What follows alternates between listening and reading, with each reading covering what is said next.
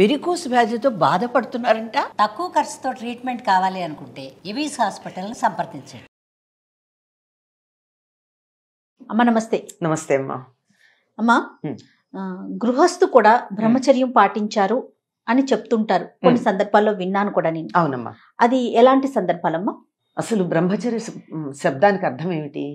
బ్రహ్మం చరతి ఇది బ్రహ్మచారి అంటే బ్రహ్మమునందు చరించేవాడు. బ్రహ్మము అంటే జ్ఞానము, బ్రహ్మము అంటే తపస్సు. చదువుకునే పిల్లాన్ని బ్రహ్మచారి అంటారు. ఎందుకంటే చదువుకుంటాడు గనక, జ్ఞానం సంపాదిస్తున్నాడు గనక.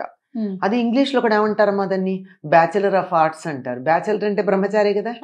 డిఏ అంటే ఏమిటి అర్థం? Bachelor of arts.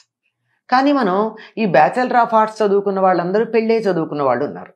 పూర్వకాలం చిన్నతనంలో 18 ఏళ్లకు పెళ్లి చేసేవారు, అప్పటికి వీళ్ళు బిఏ చదువుతూ ఉండేవాళ్ళు, అంతే కదా. మరి ఏమిటిది? దీనికి సందర్భం ఏమిటి అంటే, చదువుకుంటున్నవాడనే అర్థం అండి, పెళ్లి కానివాడు అని కాదు అర్థం అక్కడ.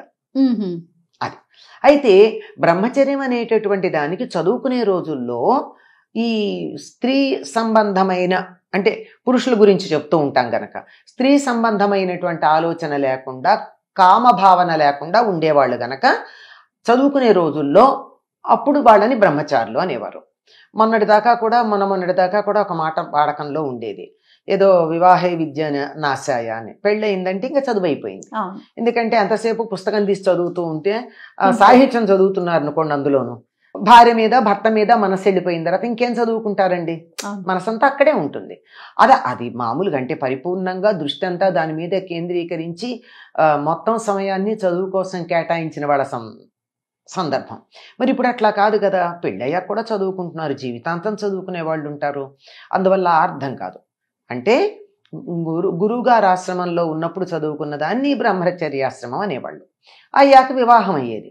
ఇక పెళ్ళయ్యాక గృహస్థ జీవనంలో పడిపోయి జీవనోపాధి ఎలా బతకాలి, అందరూ ఉద్యోగాలు చేసేవాళ్ళు ఏం కాదనుకోండి, ఎలా బతకాలి అన్నదంతా అట్లా సాగుతూ ఉండేది, అంతా బాగానే ఉండేది. అయితే బ్రహ్మచారి అనేటటువంటి పదానికి బ్రహ్మమునందే మనస్సు కలవాడు అన్నప్పుడు, బ్రహ్మం మీద మనసు ఉన్నప్పుడు, బ్రహ్మం అనే దానికి తపస్సు అనే అర్థం కూడా ఉందన్నాం కదా. తపస్సు అంటే ఒకదాన్ని దీక్షగా చేయడం అనేది. అలా చేసేటప్పుడు కామవాసనలు అందులో ఉండకూడదు, అంటే స్త్రీ పురుష భావనలు ఉండకూడదు.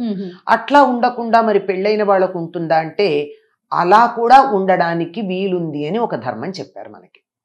ఎట్లాగంటే, వివాహం అయినటువంటి వాళ్ళు సంసారం నిర్వహించటం అన్నది, అంటే భార్యాభర్తల ధర్మం, దాంపత్య ధర్మం, అంటే శారీరకమైనటువంటి దాంపత్య ధర్మం ఏదైతే ఉందో అది ఎప్పుడెప్పుడు నిర్వర్తించవచ్చు, ఎప్పుడు నిర్వర్తించకూడదు అన్న దానికి కొన్ని నియమాలు ఉన్నాయి మనకి.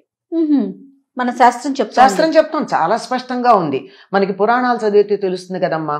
ఆవిడ దితి వెళ్ళి నాకు సంతానం కావాలని అడిగితే, ఇది అసుర సంధ్య వేళ, ఈ సమయంలో కూడదు అని చెప్తాడు. అంటే ఆ సమయంలో కూడదన్నది అదొకటే మనకి తెలుసు. అవును, అంటే అసుర సంధ్య వేళ, ఉషస్సంధ్య అంటే పొద్దున తెల్లవారుతూ ఉన్న సమయం. ఎందుకంటే ఆ సమయంలో ఏ పనులు చేయాలో చెప్పబడింది కనుక ఆ పనులు చేస్తే ఆరోగ్యానికి మంచిది. మనకి బయోక్లాక్ గురించి కూడా ఇప్పుడు ఆధునిక శాస్త్రంలో, సైన్స్ లో చెప్తున్నారు కదా, ఏ సమయంలో కిడ్నీ బాగా పనిచేస్తుంది, ఏ సమయంలో లివర్ బాగా పనిచేస్తుంది, దానికి తగినట్టుగా మనం ఉంటే ఆరోగ్యం ఉంటుంది అని చెప్తున్నారు కదా. అట్లాగే నిషిద్ధ సమయాలు ఉన్నాయి. ఇప్పుడు చెప్పాను కదా, అసుర సంధ్య, ఉదయం. అట్లాగే కొన్ని తిథులు, ఆ తిథుల్లో భార్యాభర్తలు కలవకూడదు. ఎందుకంటే ఆ సమయంలో కలిసినట్టయితే కలగబోయేటటువంటి సంతతి మంచిది ఉండదు. అట్లాంటివి తిథులు, నక్షత్రాలు, దినాలు కొన్ని ఉన్నాయి, స్పష్టంగా ఉన్నాయి. ఆ రోజుల్లో ఉండకుండా ఇవి కాక మరికొన్ని ఉన్నాయి. మరికొన్ని అంటే రేపు తద్దినం పెట్టబోతున్నారు తండ్రిది, ఆ ముందు రోజు, ఆ రోజు, మర్నాడు, ఆ 3 రోజులు బ్రహ్మచర్యం పాటించాలి. తండ్రికి తల్లికి ఎవరికి తద్దినం పెట్టినా అంతే కదా, వాళ్ళకే పెడతారు. లేని సందర్భంలో కొద్ది మందే మహానుభావులు మిగిలిన వాళ్ళకి, బంధువులకి పెట్టేవాళ్ళు ఉంటారు. అట్లాగా రేపేదో సత్యనావర్తం చేసుకుంటున్నాం, రేపు కన్యాదానం చేస్తున్నాం, రేపు కొడుకు ఒడుగు చేస్తున్నాం, రేపు గృహప్రవేశం చేస్తున్నాం, ఇట్లాంటివి కొన్ని ఉంటాయి కదా.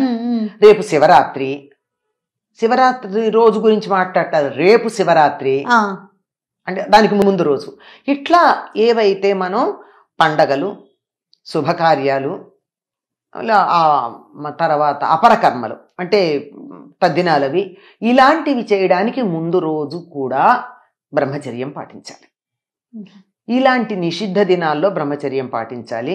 ఇలాంటి సందర్భాల్లో బ్రహ్మచర్యం పాటించాలి. ఇవన్నీ పాటిస్తూ గృహస్థ జీవనం గడిపినటువంటి వాళ్ళు బ్రహ్మచారులుగా పరిగణించబడతారు. వాళ్ళను కూడా బ్రహ్మచారి అని అనాలి. అంటే గృహస్థయుండి బ్రహ్మచర్యం పాటించటం, భార్య ఉంది బ్రహ్మచర్యం పాటించటం.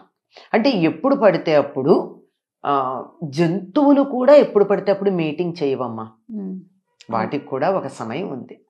అలా కాకుండా పిచ్చి పిచ్చిగా ఎప్పుడు పడితే అప్పుడు కామ ప్రకోపం కలిగి తట్టుకోలేక పిచ్చి పనులు చేయకుండా ఉండాలి అనేటటువంటి ఉద్దేశంతో రాబోయేటటువంటి తరం ఆరోగ్యకరమైనటువంటి శారీరక మానసిక ఆరోగ్యాలు కలిగిన పుష్టైన శరీరం కలిగినటువంటి తరం ఉండాలి అనే ఉద్దేశంతో ఇలాంటివి కొన్ని స్పష్టంగా చెప్పడం జరిగిందమ్మా. ఇవన్నీ పాటించినట్టయితే వివాహమైన వాళ్ళు కూడా బ్రహ్మచారులుగానే పరిగణించబడతారు. అట్లాగా రేపేదో సత్యనావర్తం చేసుకుంటున్నాం, రేపు కన్యాదానం చేస్తున్నాం, రేపు కొడుకు ఒడుగు చేస్తున్నాం, రేపు గృహప్రవేశం చేస్తున్నాం, ఇట్లాంటివి కొన్ని ఉంటాయి కదా. రేపు శివరాత్రి రోజు గురించి మాట్లాడతారు. రేపు శివరాత్రి అంటే దానికి ముందు రోజు. ఇట్లా ఏవైతే మనం పండగలు, శుభకార్యాలు, తర్వాత అపరకర్మలు అంటే తద్దినాలవి ఇలాంటివి చేయడానికి ముందు రోజు కూడా బ్రహ్మచర్యం పాటించాలి. ఇలాంటి నిషిద్ధ దినాల్లో బ్రహ్మచర్యం పాటించాలి. ఇలాంటి సందర్భాల్లో బ్రహ్మచర్యం పాటించాలి. ఇవన్నీ పాటిస్తూ గృహస్థ జీవనం గడిపినటువంటి వాళ్ళు బ్రహ్మచారులుగా పరిగణించబడతారు. వాళ్ళను కూడా బ్రహ్మచారి అని అనాలి. అంటే గృహస్థయుండి బ్రహ్మచర్యం పాటించటం, భార్య ఉంది బ్రహ్మచర్యం పాటించటం. అంటే ఎప్పుడు పడితే అప్పుడు జంతువులు కూడా ఎప్పుడు పడితే అప్పుడు మీటింగ్ చేయవమ్మా, వాటికి కూడా ఒక సమయం ఉంది.